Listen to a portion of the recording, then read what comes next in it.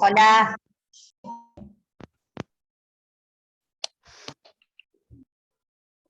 Hola, buenas tardes, ¿cómo les va? Hola, buenas tardes. Buenas tardes, profesor. Hola, buenas tardes. ¿Cómo andan? Bien.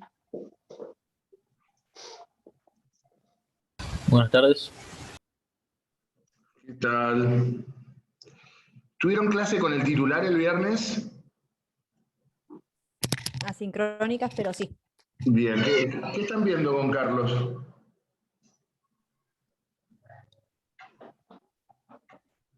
La Constitución de 1853. Ah, bien, se empezaron la Constitución. Perfecto. ¿Alguna pregunta que me quieran hacer a mí?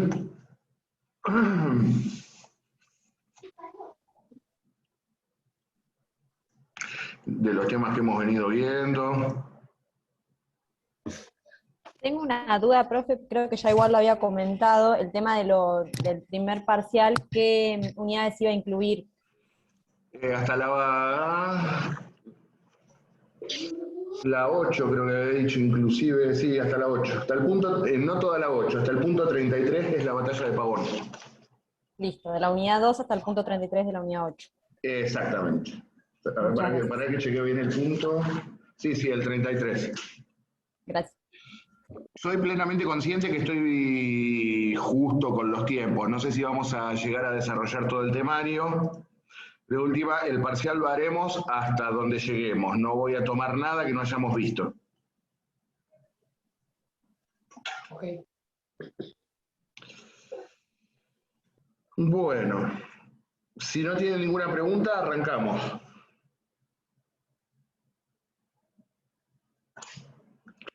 Nosotros en la clase anterior, si ustedes recuerdan, vimos el Congreso de Tucumán, lo que se discutió allí, el debate acerca de la forma de gobierno y que como consecuencia de que el Congreso se pronuncia en favor de la forma monárquico-constitucional, es que el 9 de julio de 1816 el Congreso, reunido en Tucumán, declara la independencia de estas tierras respecto de Fernando VII, sus sucesores y la metrópoli. Por lo tanto, una vez declarada la independencia, ya el Congreso queda habilitado para poder negociar la coronación de un príncipe extranjero en el Río de la Plata. Recuerden ustedes que nosotros interpretamos que precisamente la declaración de la independencia se dio como consecuencia de esta voluntad del Congreso de coronar a un príncipe extranjero y que para poder ofrecer la corona del Río de la Plata a un príncipe extranjero era necesario declararnos independientes de España.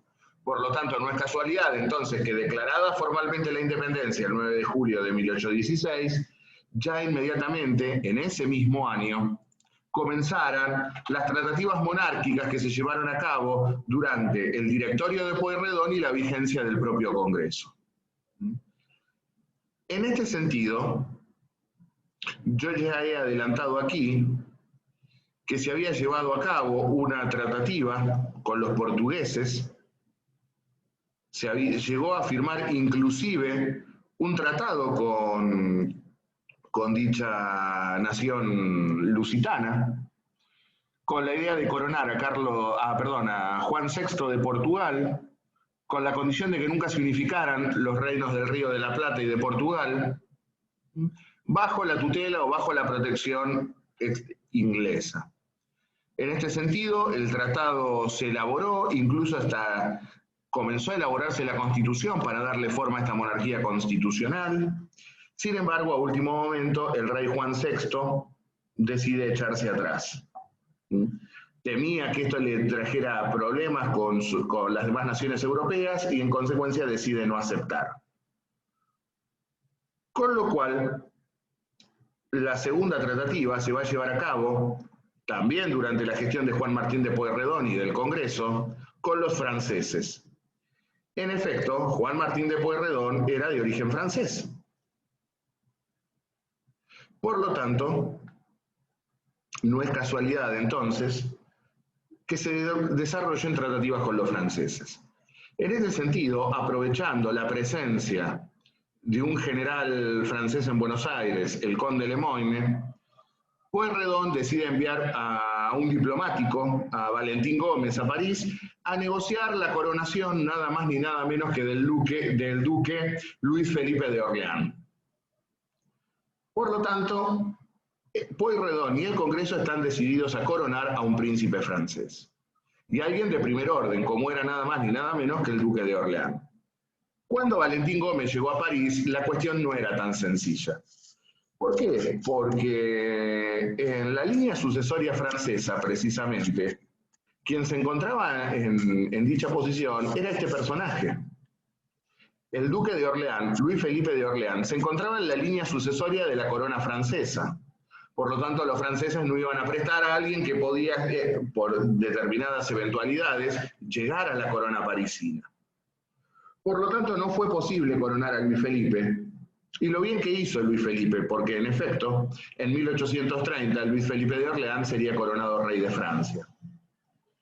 Ahora bien, fracasada la gestión con el duque de Orleans, aprovechando que había una misión diplomática argentina en París y que estaba la voluntad de entregar la corona del Río de la Plata a un príncipe francés, el gabinete de Luis XVIII ofrece como candidato a rey del Río de la Plata al duque de Luca, al duque Luis Carlos de Borbón. Un Borbón de cuarto, quinto orden, no lo conocía absolutamente nadie, pero los franceses vieron en este Borbón la posibilidad de influir políticamente en el Río de la Plata, teniendo nada más ni nada menos que un francés ocupando la corona. Y en este sentido, una vez que se acuerda la coronación del duque de Luca, el Congreso estuvo de acuerdo. El Congreso, en sesión secreta, aprobó la coronación del duque francés. Lo propio hizo el director Pueyrredón. Pero además era claro cuál era la orientación que debía tener esta nueva monarquía. Porque el príncipe francés debía venir nada más ni nada menos que con 100.000 hombres para mantener el orden y aniquilar todo tipo de oposición política al régimen directorial. Cuando hablamos de aniquilar la oposición al régimen político imperante, claramente tenía nombre y apellido esta oposición, la que encarnaba desde el litoral José Gervasio de Artigas. Cabe destacar que Artigas para este momento estaba acuciado en la provincia oriental, arrinconado, porque desde esta banda del Río de la Plata lo atacaban las tropas del Directorio, mientras que en 1816, con la anuencia del director Pueyrredón, el Reino de Portugal había comenzado a invadir militarmente la provincia oriental. Por lo tanto, mientras están llevando a cabo estas negociaciones, Artigas se encontraba encerrado entre dos fuegos, ni más ni menos. Y los hombres del Directorio vieron en la coronación del príncipe francés la posibilidad de aplastar todo tipo de oposición política a su régimen. Ahora, ¿por qué nunca llegó a coronarse el duque de Luca si el Directorio estaba de acuerdo, el Congreso estaba de acuerdo, los franceses estaban de acuerdo? En primer lugar, por la situación política europea. Se había conformado la Santa Alianza, que era una especie de policía continental que habían formado las grandes potencias europeas para aplastar toda tentativa de revolución liberal en cualquier país de Europa. Y esta revolución liberal iba a estallar en España, la rebelión del coronel Riego, y las tropas francesas fueron destinadas precisamente a aplacar dicha revolución en suelo hispano. Es uno de los motivos por los cuales no vino la expedición francesa. Y en segundo lugar, veremos que toda tentativa de coronar a un rey en el Río de la Plata iba a quedar definitivamente destruida luego de que el Directorio fuera derrotado en la batalla de Cepeda, como veremos. Los sucesos del año 1820 pondrán punto final de una vez y para siempre a toda tentativa de establecer una monarquía en el Río de la Plata. Esto es lo que conocemos entonces por las tratativas monárquicas, que las tienen allí en el programa. No sé si tienen alguna pregunta con respecto a esto.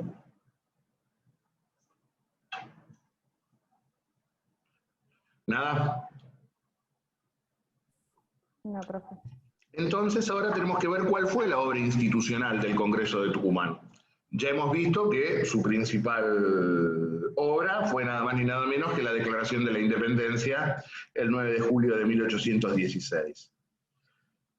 Para 1817, este Congreso ya no funcionaría más en Tucumán, se trasladó a Buenos Aires. La verdad era complejo tener el poder legislativo funcionando en Tucumán y el ejecutivo en Buenos Aires. Por lo tanto, se unifican ambos poderes en Buenos Aires. El directorio y el Congreso, a partir de enero de 1817, funcionan ambos en Buenos Aires. Ya encontrándose en Buenos Aires es que se llevan a cabo las tratativas con los franceses. También en aquel 1817 el Congreso dictará un reglamento para establecer precisamente cuál era el estatuto de gobierno, hasta tanto se dictara una constitución. Y finalmente, en abril de 1819, el Congreso va a dictar una constitución. Será la primera constitución con la cual nos debemos topar en la materia. La Constitución de 1819. Y ahora vamos a ver un poco qué es lo que yo pretendo que estudien o qué es lo que deben ver cuando analizan una Constitución. Vamos a ver que, por ejemplo, esta Constitución tiene 138 artículos. ¿Me interesa que sepan de memoria los 138 artículos? No, obviamente que no. ¿Qué es lo que tenemos que estudiar o qué es lo que tienen que estudiar cuando se topan con una Constitución? Este es el esquema que ustedes deben seguir a la hora de analizar una Constitución. En primer lugar, ¿qué establece con respecto a la forma de Estado? Ya para esta altura tenemos que tener claro que cuando hablamos de forma de Estado es si tenemos uno o si tenemos varios centros territoriales de poder o de toma de decisiones. Es decir, cuando estoy hablando de forma de Estado me estoy refiriendo a si vamos a tener un Estado centralista o unitario o un Estado federal. Eso es lo que tenemos que analizar. Si es un Estado unitario o si es un Estado federal. En segundo lugar, tenemos que analizar cuál es la forma de gobierno. Y cuando hablamos de forma de gobierno nos estamos refiriendo a si es una república o si es una monarquía. No son sinónimos formas de Estado y formas de gobierno.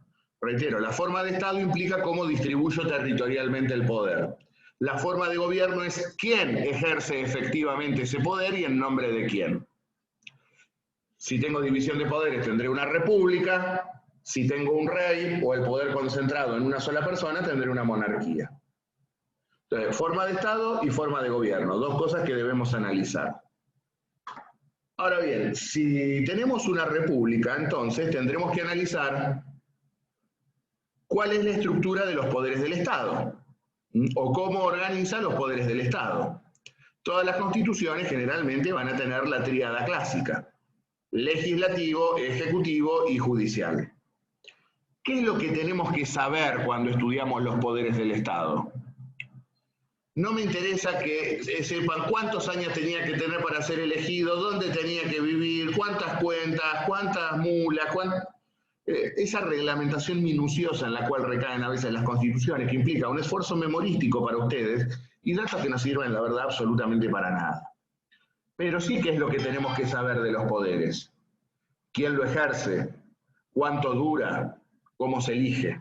Es decir, la composición, la forma de elección y cuánto dura. Eso es lo que debemos analizar cuando tenemos o debemos analizar la estructura de los poderes del Estado. Luego, lo que tenemos que ver es cómo es el sistema de responsabilidad política que establece la Constitución. Es decir, el mecanismo del juicio político. Luego tenemos que ver si la Constitución admite reformas y cuál es su procedimiento de reforma. Es decir, deberemos analizar el mecanismo de reforma constitucional. Y por último, el sistema de derechos y garantías. Nosotros ya hemos visto una introducción en los derechos y garantías al ver el Decreto de Seguridad Individual de 1811.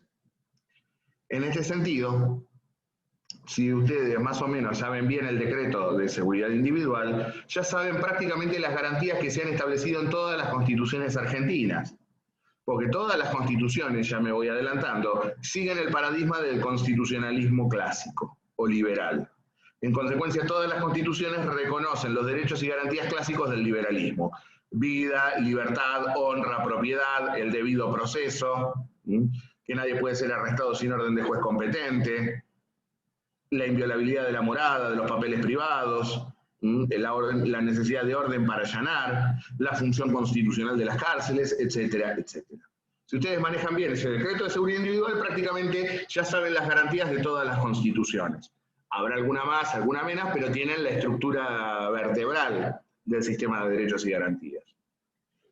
Y ahora que mencioné el decreto de seguridad individual, les tengo que aclarar algo. Yo cuando expliqué el decreto, les di un montón de cuestiones procesales modernas, o cómo funcionan en la actualidad esas instituciones, que no les voy a pedir que me las digan en el examen, ni mucho menos. Son cosas que uno dice para ilustrar la clase y para que vean que no estamos estudiando papeles muertos de hace 200 años, sino que los derechos y garantías con el correr del tiempo se mantienen vigentes y cómo funcionan estos mismos en la actualidad. Pero a la hora de evaluarlos no les voy a preguntar todas las cuestiones que yo dije de la prisión preventiva, de las cárceles y demás. Sí, lo que pido es que me sepan el texto del decreto. Más o menos lo que necesitamos saber. El debido proceso, la inviolabilidad de la morada, la correspondencia y los papeles, qué se necesita para allanar, qué necesitamos para arrestar a un habitante, etc. Eso es lo que tienen que saber, ¿sí? Hecha esta introducción, entonces, reitero, ¿qué es lo que tenemos que estudiar? La forma de Estado, la forma de gobierno, la estructura de los tres poderes, si es que hay tres poderes, el juicio político, el mecanismo de reforma y el sistema de derechos y garantías. ¿Hasta acá venimos bien?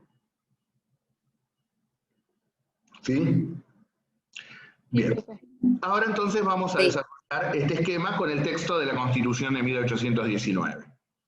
La Constitución de 1819 ustedes la tienen cargada, tanto en el Classroom como en la cátedra virtual, tienen el texto pelado de la Constitución. También tienen un texto que escribimos a dueto con el doctor Marucci acerca de las garantías en la Constitución del 19. Pueden leer de allí. Así que ese es el material que tienen para la Constitución. Ahora vamos a desarrollar esta estructura. Les dije que lo primero que tenemos que ver es cuál es la forma de Estado y cuál es la forma de gobierno, ¿verdad? Vamos primero con la forma de Estado. ¿Qué forma de Estado estableció la Constitución de 1819? Y esto va a depender de la literatura que ustedes agarren. ¿Por qué digo esto? Algunos dicen que la Constitución de 1819 fue una constitución unitaria, es decir, que estableció un único centro territorial de toma de decisiones. Bien. Puede ser que sea unitaria. ¿Por qué digo puede ser y no lo afirmo tajantemente? Porque no hay ningún artículo de la Constitución que diga que la nación adopta para su Estado la forma unitaria. Es decir, la Constitución no estableció forma de Estado. No hay forma de Estado contemplada en el texto constitucional. Por lo tanto, depende del intérprete y cuáles son los fundamentos que da a ver si es una Constitución federal o unitaria. Nadie dice que es federal, en eso estamos todos de acuerdo y yo considero que no es una Constitución federal. Por lo tanto, por descarte podríamos decir que es unitaria porque ni menciona a las provincias como entes de derecho público o como componentes políticos de la nación.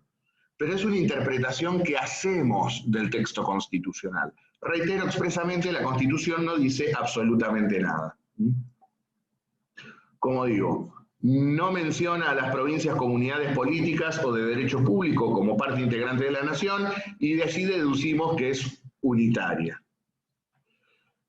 Así que, qué suerte que tenés, Leguizamón, que te trajeron algo para la merienda, ¿eh? ¿Cómo se extraña la presencialidad para poder compartir estas cosas? No me lo esperaba, de verdad. Bien. ¿Quedó clara entonces la forma de Estado? Recomendación para el ustedes me pueden decir, no establece forma de Estado, listo, está bien contestado, se fueron con la pregunta bajo el brazo, ningún problema. Ahora, si deciden decirme que es unitaria, me tienen que justificar por qué. ¿Mm? Como ya les digo, si me dicen, pueden hacerla fácil, no establece, listo, está perfecto, la Constitución no dice nada, nos vamos contentos. Ahora, si quieren jugársela y decir que si es unitaria, bueno, me van a tener que justificar por qué es unitaria, ¿sí? Ahora vamos a analizar la forma de gobierno. Y acá viene la gran polémica con respecto a esta Constitución. La interpretación de la Constitución, o la interpretación que hacen la mayoría de los historiadores, nos hablan de que estamos en presencia de una Constitución monárquica, que estableció una monarquía. Vos decís, bueno, tenemos una monarquía en el Río de la Plata. Ahora yo les pregunto, si quisiéramos establecer una monarquía, ¿qué tendríamos que poner en la Constitución?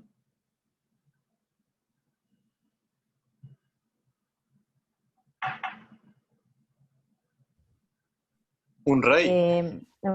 Exactamente, un rey. Para hablar de monarquía necesitamos un rey. ¿Y esta Constitución, en alguno de sus artículos, estableció un rey? No. En ningún lado, en ningún artículo, en ningún inciso, en ningún párrafo, en nada de la Constitución se menciona a un rey. Por lo tanto, ¿puedo hablar de una Constitución monárquica si no tengo rey? Es la no, y además tiene división de poderes. Exactamente, ahora, era lo que les iba a decir ahora. Es más, si analizamos integralmente el texto de la Constitución, como bien acaba de decir la compañera, las características de esta Constitución se asemejan más a la forma republicana de gobierno. ¿Y por qué digo que se asemejan más a la forma republicana de gobierno que una monarquía, como dicen todos los autores? ¿Porque me hago el interesante y opino lo contrario a lo que opinan todos? Me parece que la mayoría opina sin haberla leído o sin haberla analizado en profundidad. En este sentido, ¿por qué yo digo que es una monarquía republicana? Primero, está básicamente mal redactada, porque si uno tiene que deducir todo por descarte... No se la quisieron jugar, ahora vamos a ver por qué también. En primer lugar, no establece rey. Punto número 2. Establece división de poderes. Establece periodicidad de los mandatos. Establece la responsabilidad política de los funcionarios a través del juicio político más amplio de toda nuestra historia constitucional. Establece la supremacía de la ley. Establece la publicidad de los actos de gobierno. En consecuencia, tenemos todas características propias de la forma republicana de gobierno. Y me olvidaba que allí lo tengo mencionado. Establece el principio de igualdad formal ante la ley. Establece que no hay títulos de nobleza. Consecuencia, reitero, todas características propias del sistema republicano de gobierno. Reitero, no hay rey, hay división de poderes, hay periodicidad de los mandatos, hay supremacía de la ley, hay igualdad ante la ley, no hay títulos de nobleza, hay responsabilidad política de los funcionarios, tiene cuatro patas, ladra y mueve la cola. ¿Qué es? Bueno, esto es lo mismo, tiene todas las características propias de la forma republicana de gobierno. Como digo siempre, si lo que quisieron hacer es una monarquía, lo hicieron bastante mal. En este sentido, yo creo que los autores se pronuncian por la forma monárquica porque quieren encorsetar o incluir la Constitución dentro del contexto político. Y nosotros veníamos viendo que se habían desarrollado las tratativas monárquicas. Por lo tanto, los autores, ¿qué es lo que dicen? Querían coronar un rey, la Constitución es monárquica. Es decir, interpretan la Constitución a la luz del contexto histórico y no de su texto. Lo que a veces puede llevar a este tipo de equívocos. Es cierto, querían coronar un rey. Ahora, si querían coronar un rey, iban a tener que reformar la Constitución, porque con este texto era imposible coronar a un rey.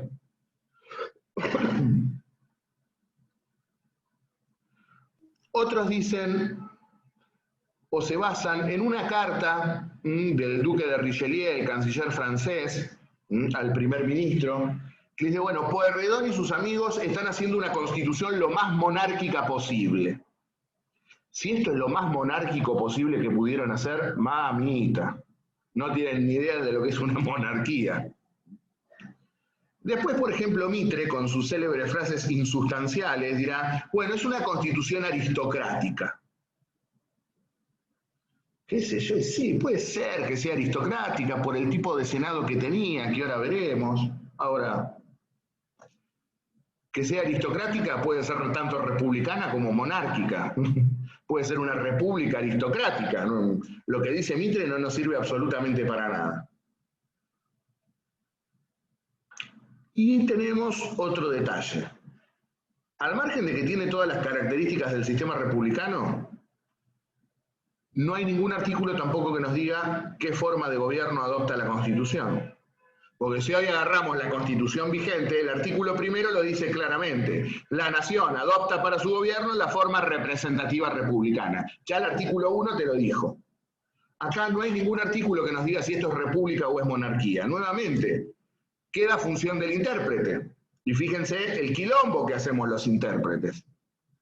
Porque algunos interpretan el contexto político y dicen, bueno, entonces, como querían coronar un rey, la Constitución es monárquica.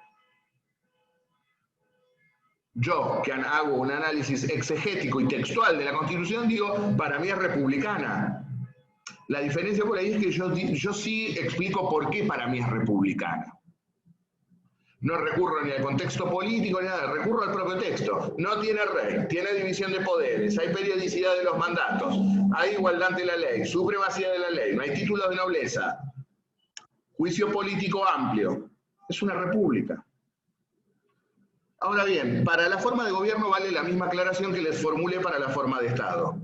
Tienen una forma fácil de sacarse el problema de encima, es decir, la Constitución no dice nada, listo, es correcto. No les puedo decir nada porque es correcto. Ahora, si deciden elegir alguna de las dos formas de gobierno, también me van a tener que justificar por qué. Si me dicen que es republicana, va a salir muy fácilmente porque es republicana. El que me diga que es monárquica, se le va a complicar para tratar de justificármelo. Porque no hay una sola norma en el texto de esta Constitución que nos haga ver la posibilidad de una monarquía. Entonces, no hay ni forma de Estado ni forma de gobierno. Entendemos que es una Constitución unitaria porque no menciona en ningún momento a las provincias como entes de derecho público o como componentes políticos de la nación. Y entendemos que es republicana por las características que he enunciado. Pero no establece forma alguna ni de Estado ni de gobierno. ¿Alguna pregunta con respecto a esto? ¿Queda claro?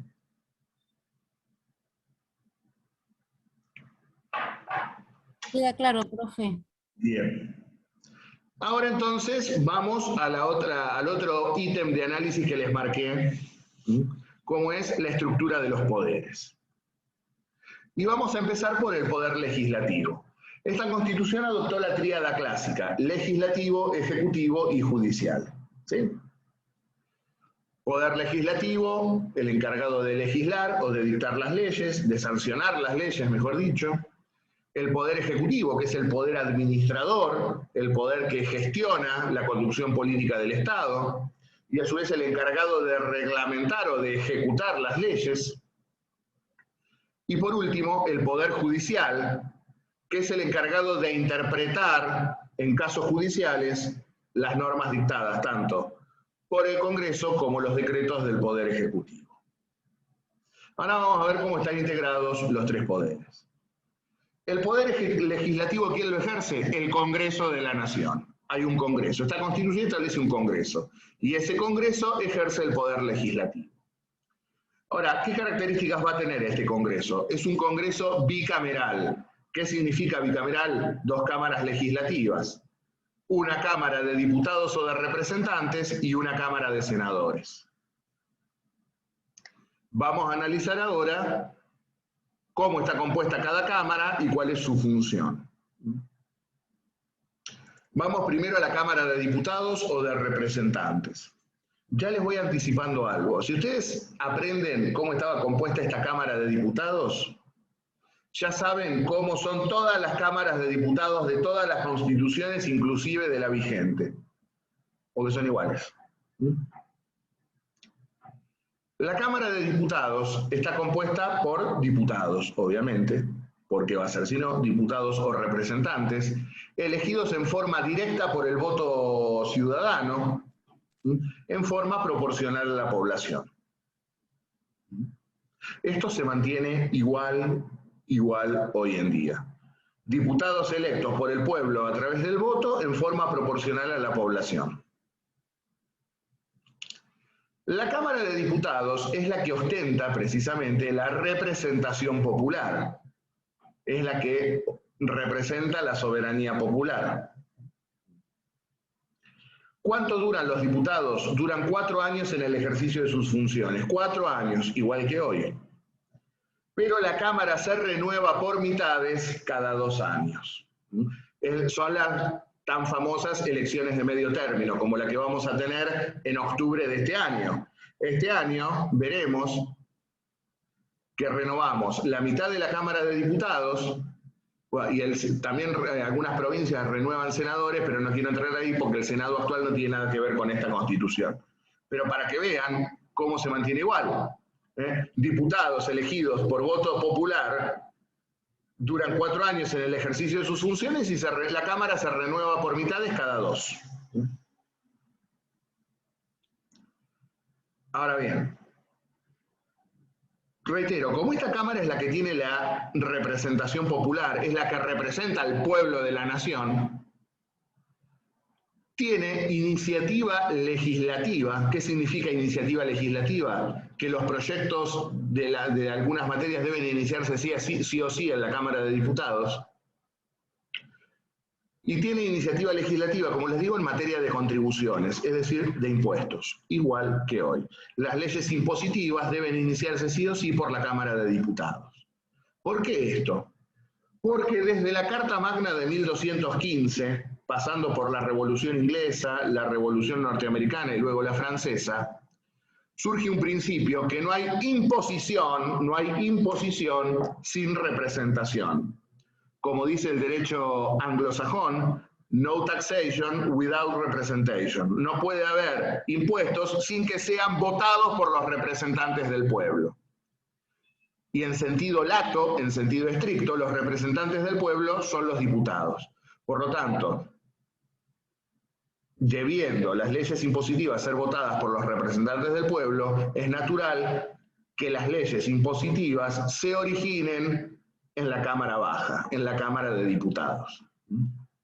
¿Estamos hasta acá? La Cámara de Diputados... Sí, profe. ¿Qué me querían preguntar? No, yo le dije sí, profe. Sí que se comprendió. Gracias, profe. Como ya les digo, si ustedes aprenden esta Cámara de Diputados, ya tienen todas las cámaras de diputados de la historia constitucional. Ahora tenemos que analizar la otra cámara. ¿Sí? Profe, ¿puedo preguntar algo? No entendí lo de la duración y renovación. Por ejemplo, vamos a empezar de fecha cero. Todos sabemos que la democracia en el país volvió en el 83, ¿verdad? Sí. Bien. Decimos que los diputados duran 4 años, ¿verdad? Sí. Bien. En consecuencia, los diputados tendrían que haber durado desde el 10 de diciembre del 83 hasta el 10 de diciembre del 87. ¿Estamos de acuerdo? Sí, bien. claro. Ahora, ¿qué pasa? La Constitución nos dice por mitades cada 2 años se tiene que renovar. En consecuencia, como ese Congreso fue fundacional, fue el primero después de años de dictadura, ¿qué pasó? Se sortearon la mitad de los diputados, que en vez de durar 4, duraron 2, y culminaron su mandato en el año 85. Entonces, a partir de ahí empezamos a contar. Los que se eligieron en el 85 duran hasta el 89. Los que se eligieron en el 87 duran hasta el 91. Los que se eligieron en el 89 duran hasta el 93. Los que se eligieron en el 91 duran hasta el 95. Ahí es donde tienen la renovación parcial. Por primera vez se sortearon con el primer Congreso, salió la mitad en el 85 y ahí empezó el mecanismo. Se renovó media cámara en el 85, la otra media cámara en el 87, los que fueron elegidos en el 85 se fueron en el 89, pero quedaban la mitad que había sido elegida en el 87, y así sucesivamente. Este año, 2021, se renueva la mitad de la Cámara, se renueva la mitad que fue elegida en 2017, ahí tienen los 4 años. Y la otra mitad fue elegida en 2019, esos van a seguir hasta el año 2023. ¿Se entiende cuál es la idea de la renovación parcial? Sí. Sí, sí. Gracias, Sí. profe. Gracias. Ahora nos vamos al Senado. Y la verdad que explicar este Senado es complejo, porque es una porquería este Senado y una cosa también inédita en nuestra historia constitucional. Profe, Sí, una pregunta sobre lo anterior. sí. ¿Cómo es que es según la cantidad de habitantes? Se elige tanta cantidad de habitantes según la proporción de habitantes que tiene cada Censo. provincia. Por ejemplo, se establece una base de representación poblacional. Un diputado por tanta cantidad de habitantes. ¿Hay un número, profesor, o algo que se acerque o...? Hoy la última ley electoral creo que establece un diputado cada 175.000 habitantes. Bien, gracias, profesor. Tengo que chequear el dato porque no lo recuerdo bien, pero creo que esa es la proporción. Bien, gracias. Y obviamente, para ser ordenada la votación, en un país federal como el que tenemos hoy, quienes eligen los diputados son los distritos electorales. ¿Qué es un distrito electoral? Cada provincia. Cada provincia constituye en sí misma un distrito electoral. Entonces los diputados se eligen por distritos. Claro. Por ejemplo, la provincia de Buenos Aires elige 70 diputados. Se renuevan 35 este año. Este año. Igual está desactualizada la cifra, lo vamos a discutir cuando veamos la reforma de 1898. Bien. Ahora vamos al Senado. Este Senado no tiene nada que ver, absolutamente nada que ver con la institución senatorial que tenemos hoy, ya se los voy anticipando. Hoy, con un sistema federal, tenemos un Senado que representa a las provincias como entes de derecho público. Presten atención a esto, por favor, para que después no me digan cualquier cosa en el examen.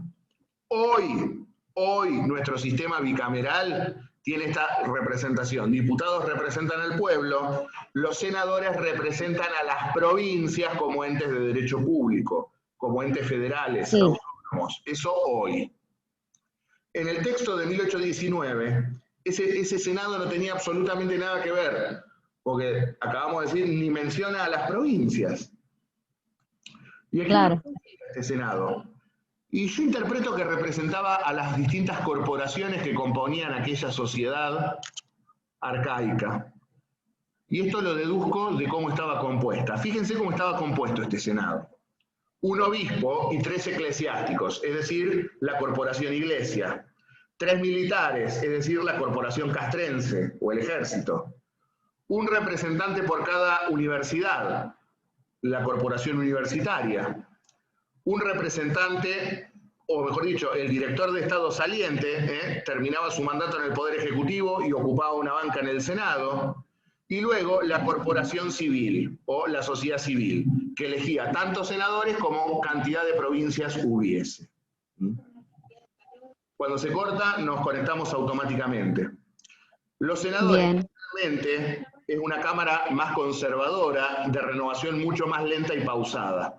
En efecto, los senadores iban a durar 12 años y la Cámara se iba a renovar por tercios cada 4. Nada que ver ahora. Nada que ver con ahora. No. Como ya les digo, para mí lo que está representado allí son las corporaciones, la iglesia, el